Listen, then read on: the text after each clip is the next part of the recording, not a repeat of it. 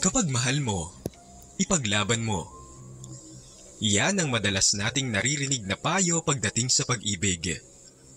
Na kapag alam mong magiging masaya ka sa pagmamahal na yon, ipaglaban mo sa mga taong kumukontra sa kasiyahan mo. At para sa taong pinaglalaban, siguradong masarap yun sa pakiramdam. Na sa kabila ng lahat ng pangyayari, alam mong may kakampi ka. Tawagin niyo na lang ako sa pangalang Jalay. Hindi ko na ito masyadong papahabain dahil ang tanging gusto ko lang naman, maliban sa makapagbahagi ng kwento, ay para na rin